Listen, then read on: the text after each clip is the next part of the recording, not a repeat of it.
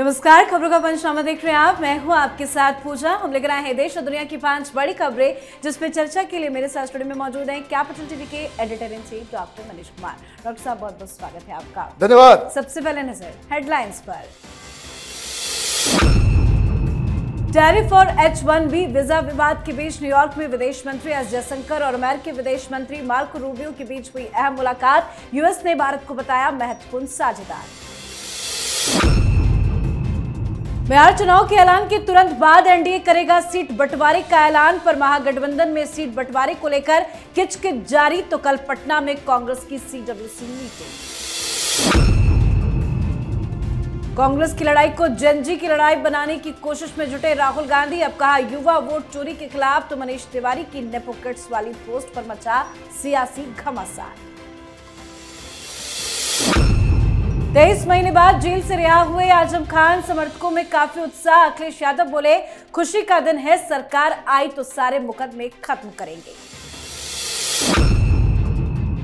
Britain, Canada और अब France एक एक कर फलस्तीन को मान्यता दे रहे इजराइल के सहयोगी देश। अमेरिका कर रहा है कड़ा विरोध। खबरों की शुरुआत में सबसे पहले बात टैरिफ और H-1B वीजा विवाद के बीच एस जयशंकर के कूटनीतिक मास्टर स्ट्रोक की। भारत और अमेरिका तनाव के बीच विदेश मंत्री एस जयशंकर और अमेरिकी विदेश मंत्री मार्को रूबियो ने न्यूयॉर्क में मुलाकात की। संयुक्त राष्ट्र महासभा के तहत हुई इस मुलाकात में दोनों नेताओं ने गर्मजोशी से एक दूसरे का अभिवादन किया। रूबियो ने भारत अमेरिका साझेदारी को क्रिटिकल इंपॉर्टेंट बताया और रक्षा, व्यापार, ऊर्जा, दवाइयां और क्रिटिकल मिनरल्स जैसे क्षेत्रों में सहयोग को और मजबूत करने का वादा किया। रूबियो ने कहा कि भारत अमेरिका के लिए अहम स्थान रखता है। साथ ही उन्होंने इंडो पैसिफिक और क्वाड साझेदारी में मिलकर काम करने पर भी जोर दिया है। साथ ही इस बैठक को लेकर एस जयशंकर ने कहा कि यह बैठक भारत अमेरिकी संबंधों को मजबूत करने के निरंतर प्रयास का हिस्सा है, जो हाल के महीनों में तनावपूर्ण हो गए थे, लेकिन अब सुधार के संकेत मिल रहे हैं। सर, टैरिफ विवाद के बीच ये मुलाकात तो बहुत इंपॉर्टेंट रही होगी, क्या कुछ हुआ है? देखिए, ये मीटिंग बंद कमरे में किया गया, क्या बातचीत हुई, अंदर क्या क्या निगोशिएशंस हुए, इसे मीडिया से दूर रखा गया। इसका मतलब ये है कि कुछ बड़ा हो रहा है, कोई बड़े फैसले जो है हिंदुस्तान और अमेरिका के बीच लिया जाएगा। तमाम एक्सपर्ट्स यही कह रहे हैं कि ये मामला निगोशिएशन का है। हिंदुस्तान एक भी इंच पीछे हटने को तैयार नहीं है। इसलिए सिर्फ और सिर्फ अमेरिका के साथ हिंदुस्तान की ये जो कोल्ड वॉर, निगोशिएशन, बातचीत ये जो चल रही है, वो सही दिशा की ओर अब उतर आई है। क्यों? क्योंकि आज जो खबर आई कि हिंदुस्तान और अमेरिका ने मिलके क्वाड को फिर से रिवाइव करने और इसकी जो मीटिंग जो निरंतर तरीके से चलती है चीन के खिलाफ, एशिया पैसिफिक और इंडो पैसिफिक इलाके में जो जापान, ऑस्ट्रेलिया, इंडिया और अमेरिका का एक गठजोड़, एक प्लेटफॉर्म है चीन के खिलाफ, उसको रिवाइव करने की बात कही गई। कहने का मतलब यह है कि चीजें पटरी पर लौट रही है। डोनाल्ड ट्रंप अपने ही कोर्ट्स के कारण फंसे हुए हैं टैरिफ को लेकर के। अब सुप्रीम कोर्ट में कुछ दिन के बाद सुनवाई शुरू होगी। वहां के जो हायर कोर्ट्स हैं या फिर लोअर कोर्ट्स हैं, वहां से डोनाल्ड ट्रंप को झटका लगा है। तो ये जो निगोशिएशंस चल रहा है, ये दो बातें बता रहा है। एक ये कि हिंदुस्तान किसी भी कीमत पे अपने नेशनल इंटरेस्ट के साथ कोई कॉम्प्रोमाइज करना नहीं चाहता, और नंबर दो, अमेरिका की सरकार, ट्रंप प्रशासन के ऊपर उनका अपना इंटरनल दबाव इतना ज्यादा है कि चाहे रूबियो हो, चाहे डोनाल्ड ट्रंप, हिंदुस्तान की जब भी बात करते हैं तो हिंदुस्तान को एक बहुत ही इंपॉर्टेंट पार्टनर और दोस्त बता रहे हैं। जी, अब बात बिहार विधानसभा चुनाव की। बिहार विधानसभा चुनाव की तारीखों का ऐलान बहुत जल्द होने वाला है। चुनाव को लेकर हलचल जबरदस्त है। बताया जा रहा है कि एनडीए के घटक दलों में सीटों के बंटवारे को लेकर फॉर्मूला तैयार है। चुनाव की तारीखों के ऐलान के बाद सीटों के बंटवारे का ऐलान कर दिया जाएगा। तो वहीं महागठबंधन में सीटों को लेकर खींचतान जारी है। सीएम फेस को लेकर सस्पेंस बरकरार है। साथ ही कल राहुल गांधी बिहार पहुंच रहे हैं। कल CWC की बैठक पटना के सदाकत आश्रम में होनी है। पर बैठक से पहले पटना नगर निगम ने सड़कों पर लगे पार्टी के बैनर और पोस्टर को लेकर बड़ी कार्रवाई की है। नगर निगम की टीम ने बिजली के खंभों पर लगे कांग्रेस पार्टी के बैनर, पोस्टर और झंडे हटा दिए हैं। पार्टी ने ये पोस्टर और बैनर सीडब्ल्यूसी की बैठक में आने वाले नेताओं के स्वागत के लिए लगाए गए थे। सर, कल तो सीडब्ल्यूसी की मीटिंग होनी है, लेकिन इसके पहले कांग्रेस पार्टी के अंदर क्या चल रहा है? देखिए, कांग्रेस पार्टी ब्लैकमेल करने पे उतर आई है। जो जानकारी आ रही है, कांग्रेस पार्टी 100 सीटों के ऊपर अपने उम्मीदवार की तैयारी में जुट गई है। और इस तरह की खबरें जब आ रही है, इसका मतलब यह है कि सीटों को लेकर के अभी कोई तय नहीं हुआ है और कांग्रेस पार्टी आगे आगे चल रही है। जो जानकारी हमारे पास है वो ये कि 36 सीटों के ऊपर ऑलरेडी उम्मीदवारों का चयन हो चुका है और कल जो बैठक होने वाली है उसके बाद ये लोग प्रचार के लिए भी शुरू कर चुके होंगे।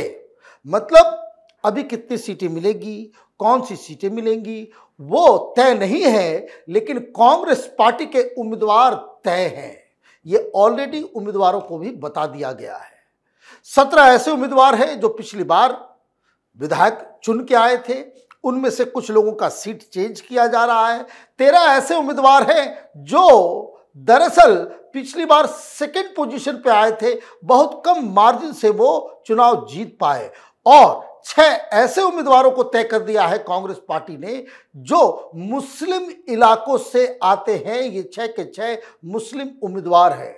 अब आप ये समझिए कि ये जो सीडब्ल्यूसी अचानक से पटना याद आ गया कांग्रेस पार्टी को, ये दरअसल तेजस्वी यादव के गर्दन के ऊपर तलवार रखकर वो सीटों का बंटवारा करना चाहते हैं।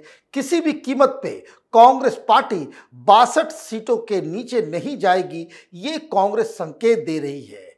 और मजेदार बात यह है कि इसे लेकर तेजस्वी यादव और राहुल गांधी के बीच बहुत ही ज्यादा टेंशन पैदा हो चुका है। जी, तो कल कांग्रेस के लिए बहुत बड़ा दिन है, तो वहीं राहुल गांधी अपने वोट चोरी के एजेंडे को लेकर फंसते चले जा रहे हैं। अब राहुल गांधी ने वोट चोरी का कनेक्शन बेरोजगारी से जोड़ते हुए बीजेपी सरकार पर निशाना साधा है।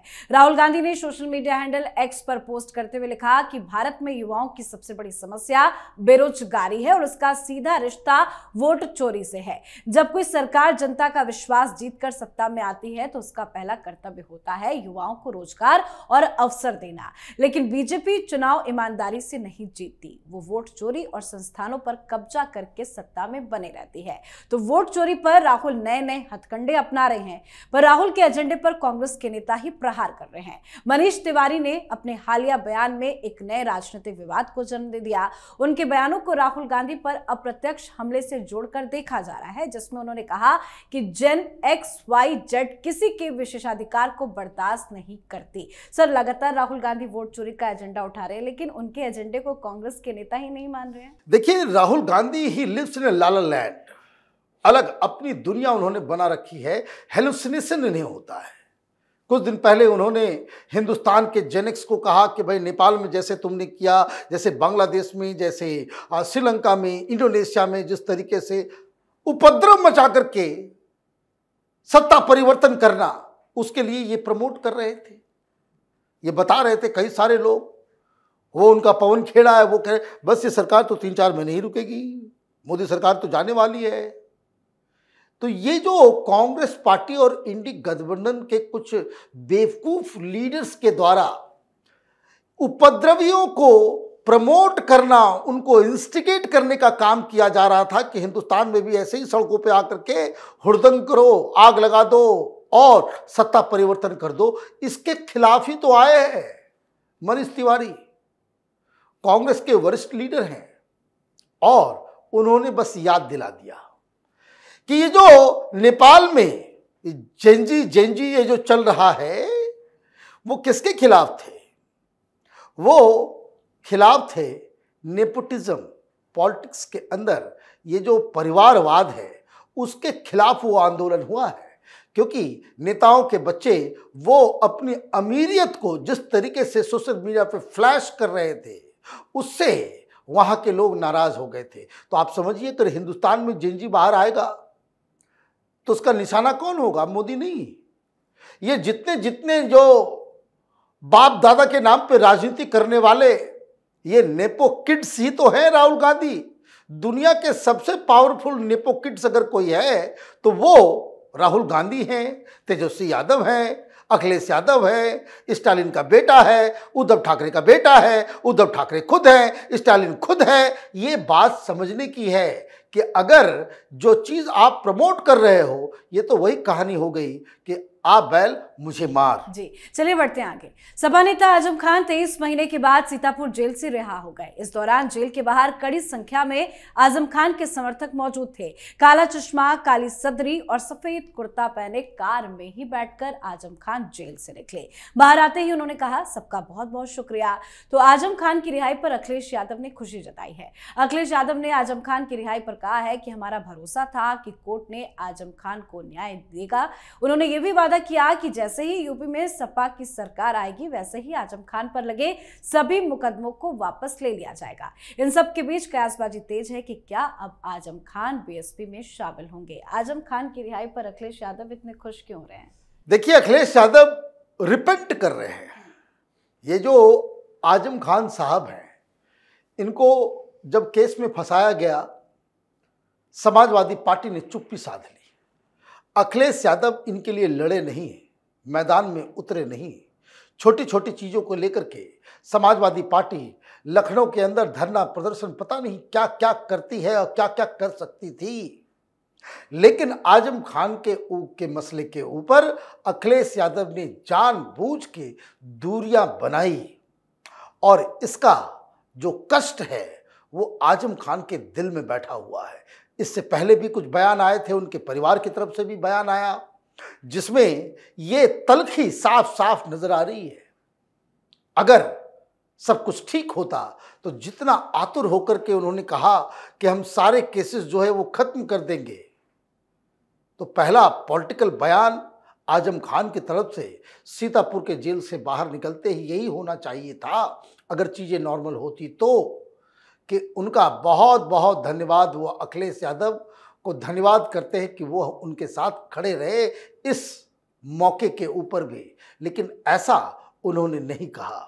उन्होंने चुप्पी साध ली और इसलिए ये कयास लगाया जा रहा है कि मायावती के साथ आजम खान जा सकते हैं, क्योंकि वो अखिलेश यादव से बहुत ही ज्यादा नाराज है। जी, अब बात आज की आखिरी खबर की।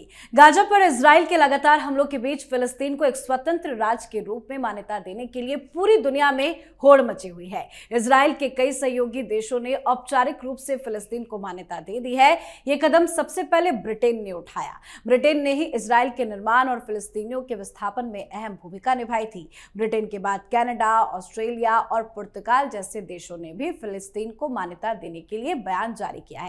साथ ही फ्रांस ने भी फिलिस्तीन को राष्ट्र के रूप में मान्यता दे दी है। सर, एक एक करके देश मान्यता दे रहे हैं, लेकिन इसका विरोध भी हो रहा है। देखिए, जिस तरीके से पूरे यूरोप के अंदर इस्लामिस्टों का एक तरीके से दबाव सरकार के ऊपर पड़ता जा रहा है, जिस हिसाब से गाजा को लेकर के वहां पे लोग सड़कों पे आते हैं, तहलका मचाते हैं, आगजनी करते हैं, ये गाजा का मसला नहीं है। ये मसला इस्लामिक डोमिनेंस का है। इनको क्या लेना देना है फ्रांस में रहने वाले मुसलमानों को गाजा से? हिंदुस्तान में रहने वाले लोगों को भाई ऐसा है कि आप तमाम मुस्लिम कंट्रीज हैं, वहां जाकर के आप करो ये डिमांड। तो कहने का मतलब ये है कि ये लड़ाई कुछ और है, गाजा मुद्दा नहीं है। मुद्दा इस्लाम वर्सेस सिविलाइज्ड वर्ल्ड का है।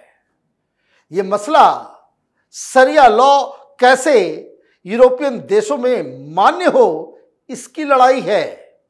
जिन लोगों को ये लग रहा है कि ये सिर्फ गाजा को लेकर के लड़ाई लड़ी जा रही है, तो ये गलतफहमी जो लोग पाल रहे हैं उनको बहुत बहुत मुबारकबाद कि आप इस गलतफहमी में रहें। क्यों? क्योंकि पूरा यूरोप वो जल रहा है। जो डेमोग्राफिक चेंज और उसकी वजह से जो हिंसा जिस तरीके से वहां पे, अभी आप देखिए, ये इंग्लैंड में वामपंथियों की सरकार, आप जो है गाजा की बात कर रहे हो, देखिए किस तरीके से लाखों लाख लोग जो ब्रिटिश है वो सड़कों पे आए। कुछ बड़ी घटना की ओर पूरा का पूरा यूरोप जो है आगे बढ़ रहा है। बहुत बहुत धन्यवाद सर समझाने के लिए। धन्यवाद। तो खबरों का पंचनामा में आज के लिए फिलहाल इतना ही। देश विदेश की बाकी खबरें और उनके सटीक एनालिसिस के लिए देखते रहिए कैपिटल टीवी। हमें लाइक कीजिए, शेयर कीजिए और कैपिटल टीवी को सब्सक्राइब कीजिए। नमस्कार।